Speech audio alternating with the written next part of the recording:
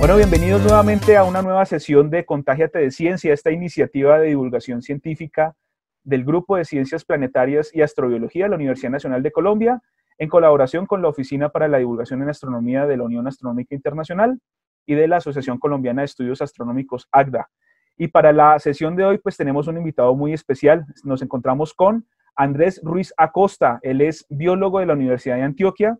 Actualmente se desempeña como jefe de programación académica y cultural del Parque Explora en Medellín y es coordinador del Grupo AMEBA de Astrobiología, que hace parte del Parque Explora y de la Universidad de Antioquia. Así que para nosotros es un verdadero placer tener a Andrés Ruiz, con quien hemos compartido pues muchas experiencias y pues somos así gomosos también de la temática de la astrobiología. Así que Andrés, bienvenido, buenas noches y muchísimas gracias por acompañarnos. ¿Cómo estás? Muchas gracias, un saludo para todos los que nos están viendo y bueno, muy contento de estar aquí hablando de estos temas que nos apasionan tanto. Perfecto, Andrés. Entonces, pues démosle comienzo si quieres a tu presentación. Igual durante la presentación, pues iremos haciendo algunos comentarios si es conveniente, pero ya es público, es todo tuyo. Entonces, así que adelante y de nuevo mil gracias por aceptar la invitación, Andrés. Vale, voy a tratar de ser entonces muy breve con esta charla que titulé La vida, el mayor espectáculo en el universo, parafraseando un poquito a Richard Dawkins con un hermoso libro que él tiene que se llama La vida, el mayor show sobre la Tierra. Bueno, esta es una charla sobre qué nos permite a nosotros entender la astrobiología. Nos permite en especial acercarnos a la evolución biológica en un contexto mucho más amplio, en un contexto astrofísico, en un contexto planetario, que nos permite también a su vez entender que la vida no solamente es el fenómeno más complejo que conocemos en estos momentos del universo, en interacciones, en diversidad, en formas. Podríamos decir sin lugar a dudas que por lo que conocemos hasta el momento, no hay nada más complejo que una sola célula. Y esto es debido también un poco a las propiedades emergentes de la materia. Vamos a ver de qué se trata esto. Carl Sagan tiene una frase hermosa que yo sé que muchos llevamos en el corazón y es que somos polvo de estrellas. Esto tiene todo el sentido, porque cuando pensamos en los discos protoplanetarios, donde se forman los planetas alrededor de las estrellas, en estos discos protoplanetarios es donde también se forman la mayoría de las moléculas, muchas moléculas orgánicas que luego van a dar origen a esa diversidad molecular de los planetas, de las lunas, y también estas otras moléculas, estos silicatos que permiten que se formen el polvo con los que se construyen las lunas, los planetas y los asteroides. Quiero recordar a Giordano Bruno. Por aquí me rodeó una imagen hermosa que la sacan no me acuerdo si es en la primera temporada de Cosmos o en la más viejita. A propósito, Cosmos es un libro maravilloso que quiero recomendarles a todos. Tal vez uno de los mejores libros de astrobiología que hay. Giordano Bruno fue astrónomo, filósofo, matemático y poeta italiano con unas ideas revolucionarias. Él decía que existen innumerables soles y en torno a estos giran innumerables tierras. Estos mundos los habitan seres vivos. Atrevido para esa época, 1500 y punta, ¿no? Muy atrevido. Esto no le gustó a la Inquisición y bueno, por eso desafortunadamente fue quemado en la hoguera. Pero pensemos cuántos exoplanetas, es decir, planetas, hay alrededor de otras estrellas, cuántos exoplanetas y cuántas lunas. Yo creo que el número es por ahora incalculable, podemos especular, pero si lo pensamos bien, en promedio todas las estrellas podrían tener entre 2 y 3 planetas en promedio. Lógicamente habrán estrellas que no tienen planetas, hay otras, la mayoría sí tienen planetas alrededor porque es propio de la formación de las estrellas que se formen también planetas. Si vamos a mirar nuestro vecindario solar, esos chiquiticos que vemos a la izquierda son los planetas rocosos. De izquierda a derecha, Mercurio, Venus, la Tierra, que es muy parecida en tamaño a Venus, la Tierra con su luna ahí chiquitico, ese puntico, luego sigue Marte y luego vienen los 4 gigantes gaseosos. Y después, pues hay algunos de los planetas enanos. Esto es un número bien interesante. Tenemos entonces 4 planetas principales en el sistema solar que sepamos, porque por ahí hay algunos astrofísicos que nos están diciendo que existen otras tierras, o tal vez, o por lo menos una supertierra, más allá de Neptuno, de Plutón, perdón. Y esta historia me lleva a pensar que en el sistema solar no solamente son 4 planetas, en realidad podrían ser alrededor de unos 200 mundos por explorar, porque pues imagínense Saturno, que acaba de barrer con todos los demás planetas en la cantidad de lunas que tiene en su sistema saturnino, en su sistema de lunas, Júpiter, sumándole todos los planetas enanos, más o menos podríamos sumar unas 200 mundos por explorar en busca de la vida. Pensemos que las estrellas también tienen unos periodos de evolución, unos periodos de vida bastante interesantes. Por ejemplo, ahí en la flechita azul vemos que nuestro Sol, desde que nació, desde que se formó, va a cumplir alrededor de unos 5.000 millones de años, ya David me corregirá que es el astrónomo, y alrededor de unos 10.000, 11.000 millones de años, el Sol pues va a morir. En este periodo de tiempo, pues han sucedido muchas cosas en este sistema solar. Hay algunos planetas que se han intercambiado de lugar, hemos perdido tal vez, probablemente, algunos otros planetas rocosos que se han ido, pero también sucedió esa gran cosa maravillosa que tiene el sistema solar en particular, que es la vida, y sucedió aquí en la Tierra. Bueno, por lo que sabemos, porque también podría haber pasado en Marte o en Venus en una etapa temprana de su formación, y tal vez nosotros, los que decimos que somos la vida de la Tierra, los terrestres, tal vez provengamos por algún evento astronómico de Venus o de Marte. Las primeras celulitas pudieron haber viajado desde allí y prosperar aquí en la Tierra en un ambiente cálido. Las estrellas en su interior son los verdaderos alquimistas del universo. Las estrellas son las que a punta de fusión de hidrógeno van cocinando los elementos químicos de la tabla periódica. No me gusta llamarla tabla periódica, sería mejor decirlo ley periódica, porque esto se cumple aquí en el sistema solar y en cualquier parte del universo. Y si nos damos cuenta, esos elementos químicos, cuando se van formando, los primeros que se forman son los elementos, bueno, de los primeros que se forman son los elementos de los que están conformados la vida. Pero ya iremos para eso. Hay otros elementos bien interesantes que se forman mucho más pesados en grandes explosiones de estrellas, por ejemplo, en las supernovas, en las hipernovas, y en estos eventos donde se forma, por ejemplo, el hierro de nuestra sangre, el hierro que le da el color rojo a la sangre. Así que cuando miramos al espacio vamos a encontrar que está totalmente rico, lleno de elementos químicos que son formados por las estrellas y que son los elementos comunes a la vida en la Tierra. Hay un concepto muy interesante en astrobiología y es la zona de habitabilidad. Bueno, es un concepto bastante debatido, pero nosotros en el grupo de astrobiología MEVA lo llamamos la zona de aguabilidad, y es esa posibilidad de que tenga un planeta terrestre sobre su superficie mantener agua líquida. Esto depende de muchas condiciones, por ejemplo, del campo magnético de ese planeta terrestre, que pueda proteger una atmósfera con una presión estable, y esto podría mantener entonces océanos en su superficie. Pero el principal parámetro de esta zona de habitabilidad, como lo vemos en la línea amarilla, es que dependiendo del tamaño de la estrella, dependiendo de la cantidad de radiación de la estrella, digamos, la distancia a esa estrella se va corriendo para que el planeta pueda tener agua líquida en su superficie. Si está muy cercano, pues toda el agua se va a evaporar y va a quedar en su atmósfera, como lo que pasa en estos momentos con Venus, pero si está muy lejano, toda el agua se va a congelar, que es lo que pasa con muchas de las lunas heladas de nuestros gigantes gaseosos. Ahí está en la zona verde, alrededor de estas dos tipos de estrellas diferentes. Una arriba vemos el puntico chiquito rojo, es una estrella enana roja que puede tener planetas habitables en su zona. Kepler 62 es un sistema bastante conocido ahorita por los astrofísicos planetarios como David, pero también está nuestro sistema solar, y miremos que en la zona de habitabilidad de nuestro sistema solar está en todo el centro, la Tierra, en el borde interior Venus y en el borde exterior Marte. Planetas por todas partes. Cada vez descubrimos más planetas alrededor de las estrellas.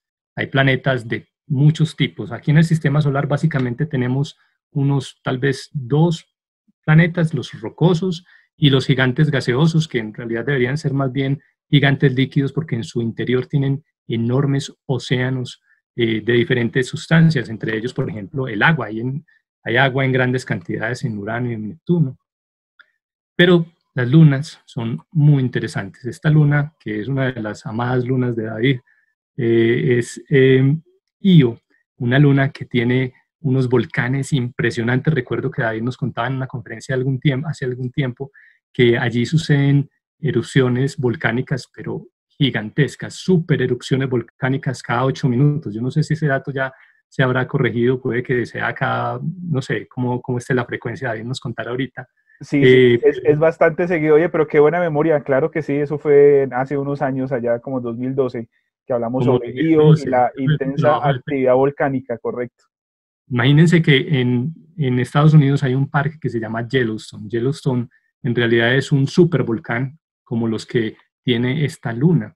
Así que si un supervolcán de estos explotara aquí en la Tierra, podría sumergirnos en un invierno volcánico, con toda la ceniza o gran parte de la ceniza tapando la atmósfera alta, impediría que la luz de la Tierra, que la luz del Sol entrara a la Tierra. Y bueno, ustedes ya saben que los procesos de fotosíntesis que hacen las plantas son los que nos permiten a nosotros obtener la energía del Sol.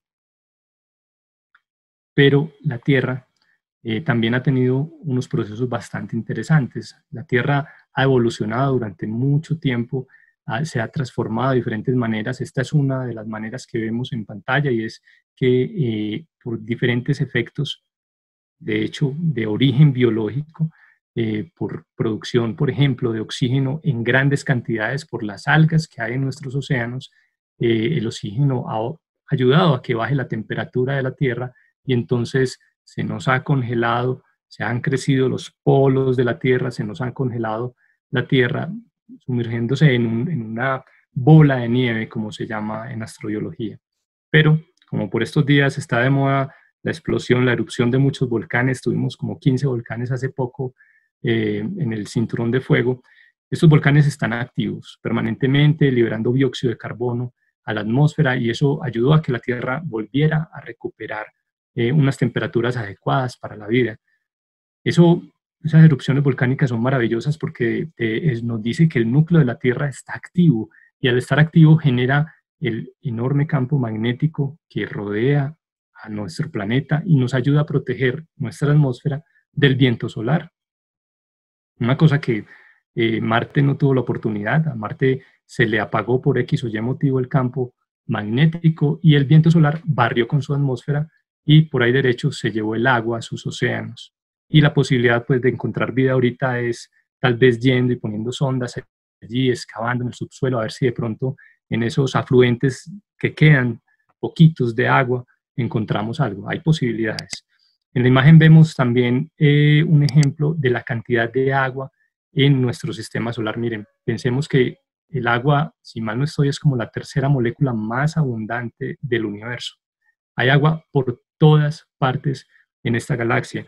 Y en el sistema solar sí que hay agua. Ahí tenemos a Europa, una de las lunas de Júpiter, y es una luna que tiene una cantidad de agua en relación con su tamaño mucho mayor que la cantidad de agua de la Tierra. Si nosotros extrajéramos todo el agua de la Tierra, podríamos formar esa esferita que vemos en pantalla sobre la Tierra, el agua de la atmósfera, el agua de los océanos, el agua de los ríos, el agua de la vida. Mientras que en Europa, en el interior de esta luna, hay pruebas contundentes de que hay agua en grandes cantidades, océanos profundos. ¿Habrá vida? Bueno, esa es la gran pregunta. ¿Cómo empezó todo entonces aquí en la Tierra? Pues hay muchas teorías del origen. Ya ustedes conocerán algunas que otras que les hayan enseñado en la escuela. Pero pensemos, por ejemplo, en esta imagen. Lo que vemos en el fondo es cómo podría haber sido Marte en el pasado. Tal vez no tan verde con tantos procesos fotosintéticos, pero sí con enormes océanos. Y lo que vemos aquí un poco más adelante en perspectiva es uno de los montes más grandes del sistema solar. Creo que no es el más grande, lo destronaron hace no mucho. Es el Monte Olimpo, que era un supervolcán, bueno, no un supervolcán, un volcán grandote en Marte, y ahora lo que vemos es que es un planeta desierto, un planeta que, por lo que sabemos hasta el momento, no tiene vida. Esta historia, entonces, del origen de las especies, o de Darwin a la astrobiología, empieza por allá en 1859, cuando Charles Darwin publica este libro, El origen de las especies, en el que nos empieza a contar un montón de cosas maravillosas sobre la vida en la Tierra, a lo que se refería Richard Dawkins, un gran evolucionista, y es que la vida en la Tierra sufre unos procesos de cambios permanentes que generan una diversidad altísima de las formas de vida, y en esa diversidad altísima hay, digamos, la posibilidad de hacer unos procesos de selección que hacen que aparezcan otras especies. Y entonces Darwin, en este libro, no habló del origen de la vida. Habló del origen de las especies, pero no del origen de la vida. Sin embargo, por allá en unas carticas contó que había tal vez la posibilidad de que en un charquito aparecieran, con base en las primeras moléculas orgánicas de la Tierra, unas pequeñas esferitas que ayudaban o fueron más bien nuestras primeras abuelas. Por aquí en amarillo resalto esa parte de la carta, pero si pudiéramos concebir que en algún charquito cálido, encontrando presente toda suerte de sales fosfóricas y de amonio, luz, calor, electricidad, etc. Y ahí nos empieza a dar pistas de cómo se pudieron haber formado esas primeras bolsitas, esas micelas de grasas, de lípidos, que en su interior atraparon moléculas como los aminoácidos, que a su vez reaccionaron entre ellos y permitieron un aislamiento para que se formara unos primeros protometabolismos. Mire, esta es una de las ideas más poderosas que le llegó más adelante a estos dos señores. Ellos eran Haldane y Oparin.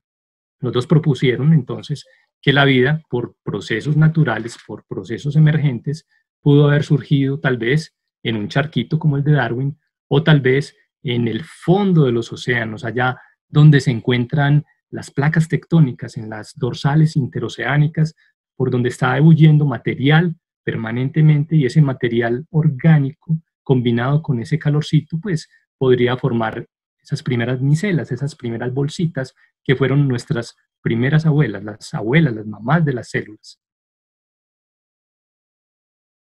Haldane y Oparin, 1924. Y más adelante, Stanley Miller y Harold Urey hicieron un experimento maravilloso que fue pensar en esas teorías de Oparin, sobre cómo la atmósfera primitiva de la Tierra, con agua, con algunos materiales, algunos compuestos orgánicos muy simples y con chispas eléctricas que representan los rayos o las descargas eléctricas de esas nubes primitivas, pudieron ayudar a sintetizar moléculas orgánicas un poco más complejas, que se llaman ahora, o lo llamaron los toluenos. Esas moléculas complejas podrían haber sido la base, esa química orgánica básica de donde surgieron las células de las que veníamos hablando. Ahí está una descripción del experimento. No vamos a adentrarnos mucho en esto por tiempo, pero se lo recomiendo buscar. Entonces, la vida es el resultado de las propiedades emergentes de la materia. ¿Qué son las propiedades emergentes de la materia? Cuando nosotros tenemos, por ejemplo, unos protones y unos neutrones en el centro y los juntamos, podríamos juntar, pues digo yo que los juntamos como si fuera muy fácil, pero esto lo hacen las estrellas, podríamos formar los núcleos de los átomos. Y alrededor de los núcleos de los átomos, si tuviéramos unas nubes de electrones, podríamos formar los primeros átomos. De 3 partículas atómicas podemos formar toda una suerte de átomos. Ahí está una descripción de cómo se distribuyen, por ejemplo, los electrones alrededor de diferentes núcleos atómicos. Esta reglita que vemos ahí es una de las bases de la física cuántica, que nos dice que en efecto, los electrones, de acuerdo a cómo se distribuyen alrededor de esos núcleos atómicos, pueden tomar diferentes formas en el espacio. Esas formas en el espacio las llamamos ahora los orbitales atómicos. Y esos orbitales atómicos, aquí se resumen gran parte, si no todas las propiedades de la química. Es entonces esta ley cuántica, es la ley periódica de los elementos químicos. Tenemos una tablita llena de un montón de materiales que son los que se construyen en todas las estrellas y son los que, cuando miramos alrededor, todo está hecho de estos materiales. Quiero resaltar estos elementos que están en rojo: el platino, el oro y el mercurio. El platino tiene 78 protones en su núcleo. Si nosotros al platino le agregáramos un protón más, inmediatamente ¡prup!, ese átomo se convertiría en un átomo de oro por un protón más, con unas propiedades diferentes: amarillo, un poco más maleable. Y si a ese átomo de oro con 79 protones le agregáramos uno más, ¡prup!, inmediatamente se convierte en un átomo diferente, en un átomo de mercurio, donde a grandes escalas podríamos ver que ese nuevo metal se comporta de forma muy distinta. Es ahora plateado, es líquido a temperatura ambiente. Entonces miren que a medida que vamos juntando cosas, aparecen propiedades como de la nada. Esas son las propiedades emergentes de la materia. Estos átomos que estoy señalando, o estos elementos que estoy señalando en amarillo, son los famosos CHOMS: carbono, hidrógeno, oxígeno, nitrógeno, fósforo y azufre. 6 átomos muy importantes para la vida, porque son los 6 átomos con los que podemos construir todas las moléculas que hay dentro de una célula. Entonces miren que, por ejemplo, con estos 6 átomos que están en diferentes proporciones dentro de un cuerpo humano, aquí está, estos porcentajes son las proporciones que podríamos encontrar para el cuerpo humano. Son los átomos que nos permiten a nosotros construir todas las células, pero si le sumamos el hierro y otros elementos, podríamos entonces estar hablando de procesos vitales, procesos donde emergen estas nuevas propiedades que permiten que aparezca la vida en la Tierra. Se me olvidó mencionarles que nuestro cuerpo es en un 65% más o menos compuesto por agua. Y el agua tiene propiedades muy raras. El agua es un elemento, una molécula muy rara en el universo, una sustancia rara en el sentido de sus propiedades. Ninguna otra sustancia líquida tiene las mismas propiedades que el agua. Permite que la materia orgánica se junte cuando está disuelta en el agua. Permite que haya una tensión superficial como para que esta avispita se pare sobre el agua. Nos permite nadar adentro del agua. No todos los líquidos nos permitirían nadar como lo está haciendo este buzo. Pero también es una de las sustancias más abundantes del universo, y estas propiedades emergentes se deben tal vez a esa atracción como magnética entre dos moleculitas de agua que llamamos los puentes de hidrógeno. Es una atracción que permite que las moléculas estén más o menos pegadas unas de otras. Entonces, como les decía, el agua es una de las sustancias más raras del universo, pero también de las más abundantes. Y tal vez ustedes han escuchado esa frase de que donde hay agua hay vida. Bueno, tal vez no, pero seguir las pistas del agua es lo que nos va a permitir a nosotros averiguar si podemos encontrar vida en otras partes. Ya dijimos que hay agua por todas partes, ya dijimos que los elementos de la vida, los CHOMS, son los primeros que fabrican las estrellas, o sea que también están por toda la galaxia, por todo el universo. Lo raro sería no encontrar vida, ¿no? El universo químico, por ejemplo, de uno de esos elementos de los CHOMS, que es el carbono, es un universo químico gigantesco. El carbono, como ningún otro elemento químico de la tabla periódica, permite hacer moléculas, y esas moléculas están en una diversidad gigantesca. Hay moléculas de todo tipo, pero también los hemos encontrado en los meteoritos, como en el meteorito de Murchison, donde encontramos moléculas orgánicas. El carbono es la base de la química orgánica. Todos nosotros, los seres vivos, estamos hechos de moléculas orgánicas. En Titán, por ejemplo, aquí estamos viendo un lago de metano.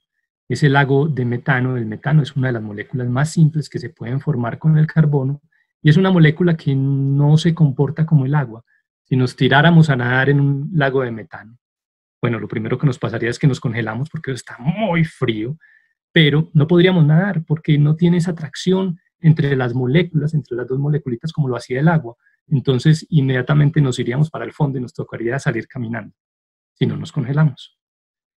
Pero el carbono, cuando miramos en esas nubes de gas y polvo en el espacio profundo, también está en abundantes proporciones y en diferentes formas moleculares. Aquí hay algunas de las moléculas que podemos hacer con el carbono, que es una diversidad, como les decía ahora, increíblemente grande, todavía no la conocemos.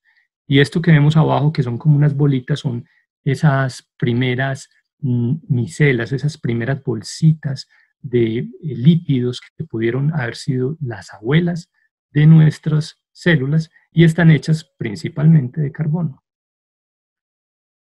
Una diapositiva que representa también, por ejemplo, algunos enlaces que se pueden formar entre sustancias que se hacen con carbono, sustancias de anillos, que más, cuando lo miramos a una escala más grande dentro del mundo molecular, podrían dar formación a las moléculas que llevan la información de la vida, como el ADN y el ARN. Ahorita el ARN está muy de moda porque, como ustedes saben, el coronavirus que nos está causando esta pandemia es un virus de ARN. Bueno, pero ¿cómo se forman esas esferitas lipídicas? Si nosotros hiciéramos este experimento en la casa, por ejemplo, tomar una botellita con agua, echarle una cucharada de aceite, sacudirla fuertemente, podríamos ver que en la superficie del agua, donde, como ustedes saben, el aceite y el agua no se mezclan muy bien, no se la llevan muy bien por cuestiones químicas, el aceite vuelve y se separa, se va hacia la superficie, y en la superficie del agua vamos a ver burbujitas de aceite. Pero estas burbujitas de aceite, después de haber sido sacudidas fuertemente, muy probablemente tienen en su interior agua. Y recuerden, como lo dijimos ahorita, el agua disuelve las sustancias orgánicas y permite que reaccionen entre ellas. Así que este experimento tan simple podría ser lo que permitió que aparecieran las primeras células de la vida hace unos tal vez 3.800, 3.900 millones de años aquí en la Tierra. Hoy en día tenemos dos tipos de células en el planeta, que son las células modernas. Estamos hablando de las células eucariotas y de las células procariotas. De las células eucariotas, o sea, con verdadero núcleo, como su nombre lo indica, salen los protistas, que son unos microorganismos chiquiticos que nosotros, por ejemplo, conocemos como amebas, paramecios, no sé. Y también las plantas, los hongos y los animales. Nosotros tenemos este tipo de células eucariotas. Pero las procariotas, que son células un poquito más pequeñas, son las que tienen, o son el tipo de células que tienen las bacterias y las arqueobacterias. Bacterias y arqueobacterias que fueron las que poblaron esta tierra por, tal vez durante la historia de la vida de la Tierra, por unas 3/4 partes de la vida. Imagínense este planeta, una roca gigantesca y redonda llena solamente de microorganismos. Algo tuvo que haber pasado, pero esa es otra historia, para que llegaran las eucariotas y apareciéramos nosotros, los organismos multicelulares. Por ejemplo, nosotros los animales. Aquí hay otra forma que nos ayuda a entender esto de las propiedades emergentes de la vida, y es que la vida, como lo dicen los biofísicos, es un sistema termodinámico abierto, es decir, que permite intercambiar materia y energía con el medio ambiente. Por ejemplo, nosotros podríamos llenar a diario un globo con gas de nuestras flatulencias, el gas metano, de ese mismo que compone la atmósfera de Titán en grandes cantidades. Y hablamos del metano porque en Marte, en la atmósfera de Marte, se han detectado unas buenas cantidades de metano. Y resulta que el metano, pues, naturalmente no se produce, digamos, por procesos geológicos a gran escala.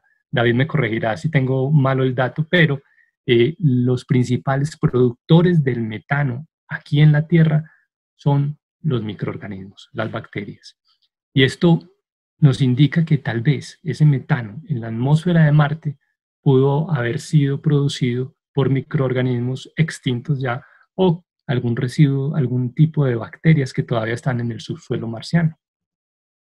Bueno, esta es una imagen que adoro y yo sé que los biólogos también la quieren mucho. Este es el primer arbolito de la vida donde Darwin nos enseñó que nosotros, los seres vivos, todos estamos relacionados unos con otros, todos provenimos unos de otros.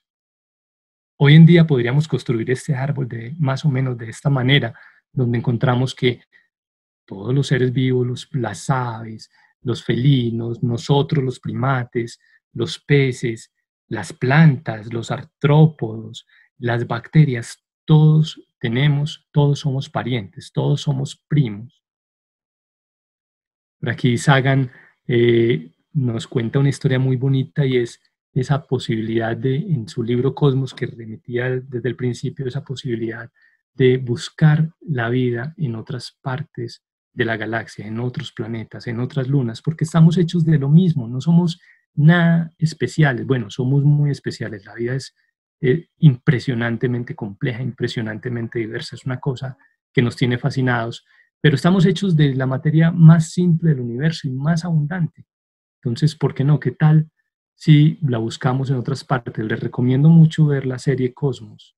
La primera temporada y la segunda temporada es pura astrobiología. Y aquí está el culmen de la complejidad de la vida. El cerebro de los animales, de todos los animales, es la cosa más compleja que hay. Hay más conexiones entre las células del cerebro, que son las neuronas, hay más conexiones que estrellas en la galaxia. En un solo cerebro hay más conexiones entre las neuronas. Eso es una cosa increíble. Todavía estamos aprendiendo de a poquitos sobre el cerebro. Sabemos más del universo que del cerebro de los animales. ¿Será que entonces este tipo de materia es la única capaz de buscar el sentido, de buscar por qué estamos aquí, de entender el universo? Bueno, esa es una pregunta para un debate bastante grande. Y el universo, como lo decía Carl Sagan, estudiarlo es un viaje para autodescubrirnos. Esto era lo que les quería compartir en estas diapositivas, David. No, Andrés, excelente, genial, una muy buena introducción a la relevancia, digamos, como las preguntas fundamentales que se plantean en astrobiología, ¿no? A veces cuando hablamos de astrobiología, y es algo que discutimos mucho también dentro del grupo de investigación, es precisamente eso, es como darle esa perspectiva de que no es simplemente hablar de encontrar vida fuera de la Tierra, sino entender realmente cómo es que se originó la vida en este planeta que hace parte de un sistema planetario como es el sistema solar. Entonces, digamos, esas preguntas tan interesantes que están ahí sobre la mesa, pues nos llevarán no sé, a conclusiones interesantes, como lo mencionaba Carl Sagan, precisamente, independientemente si encontramos vida afuera o no de la Tierra, cualquiera de las dos opciones es absolutamente interesante, y precisamente también entender nuestro planeta y la vida que se formó en el planeta Tierra, pues es una pregunta que queda ahí para que muchos más científicos, biólogos, geólogos, astrónomos, se junten y se unan en este esfuerzo de entender qué fue lo que ocurrió. Así que, Andrés, mil gracias de verdad por esta extraordinaria conferencia, muy interesante. Para toda nuestra audiencia, digamos, son temas que llaman mucho la atención y así explicadito, sencillo, como que es mucho más fácil de entender y de visualizar. Muchas gracias a ti, David, por la invitación y muchas gracias a ustedes por seguir al Grupo de Ciencias Planetarias de la Universidad Nacional. Nosotros también desde aquí de Medellín los seguimos en sus actividades. Claro que sí, la idea es que podamos hacer muchas más cosas en conjunto. Realmente este esfuerzo por hacer divulgación científica en Colombia, pues la idea es que tome mucha más fuerza y que grupos nos juntemos para potenciar estas actividades. Andrés, ya para finalizar entonces, vamos a recomendar libros, ¿cierto? Lecturas para esta época de cuarentena, así que no sé qué libro nos quiere recomendar para que la gente lo tenga ahí presente. Por aquí, en efecto, traía un libro que me ha fascinado y que ya se convirtió en un libro de consulta permanente, es La esencia de la vida. La esencia de la vida es un libro de dos recopiladores, en realidad, de Marc Bidot y de Carol Leland. Ellos lo que hicieron fue buscar desde la ciencia y la filosofía todos los autores que hablaran sobre ¿qué es la vida? Imagínense la maravilla que es este libro. Entonces, físicos como Schrödinger, no sé cómo se pronuncia, Schrödinger, no sé, Carl Sagan, químicos como Stuart Kauffman, muchos autores tienen apartes en este libro que nos van a poder ayudar a entender esa gran pregunta, ¿qué es la vida? Si usted quiere poner a un biólogo en problemas, pregúntele, ¿qué es la vida? Probablemente se va a dar cuenta que dependiendo del área de la biología a la que pertenece ese biólogo, va a responder cosas diferentes. Excelente. ¿Podrías volver a mostrar, por favor, para que la gente lo tenga presente, el título? Claro. Ahí está, la esencia de la vida, la esencia de la vida. Seguramente, pues lo podemos encontrar en PDF. La idea es que pues también la gente tenga así como material de lectura, o sea, está muy recomendado. Y por este lado, Andrés, mira, tenemos uno de Kevin Plaxco y Michael Gross que se llama Astrobiology, A Brief Introduction. Es un libro introductorio, precisamente como su título lo indica, muy apropiado como para esta temática, ¿verdad? Lectura muy sencilla, afortunadamente está muy bien escrito el libro, de tal manera que uno puede ir a través del libro de manera muy agradable, entender los conceptos fundamentales de la astrobiología, qué es la astrobiología, sus principios fundamentales. Entonces, pues bueno, estas son las lecturas que les recomendamos a nuestra audiencia aquí en Contágiate de Ciencia, una iniciativa de divulgación científica del Grupo de Ciencias Planetarias y Astrobiología de la Universidad Nacional de Colombia. Recuerden escribirnos y estar aquí pendientes en nuestras redes sociales. Andrés también nos dejará pues su cuenta en Twitter seguramente para que se pongan en contacto con él, o de pronto su correo si tienen alguna pregunta ya particular. Con mucho gusto estoy seguro que Andrés estará más que dispuesto a responder cualquier inquietud. Y bueno, ya con esto entonces nos terminamos. No sé si quieres, Andrés, decir algo ya para finalizar. Nada, les quiero desear una muy feliz cuarentena. Espero que estén encerraditos en casa. Este asunto, esta pandemia, y bueno, estamos aprendiendo que la vida es poderosa, poderosa y hay que tomarla con calma también, ¿no? Así es. Andrés, mil gracias nuevamente por estar aquí con nosotros y bueno, les deseamos muchos éxitos y estaremos en contacto segurísimo. Chao, que estén bien. Bueno, muchas gracias. Chao, Andrés, nos vemos. Chao, gracias.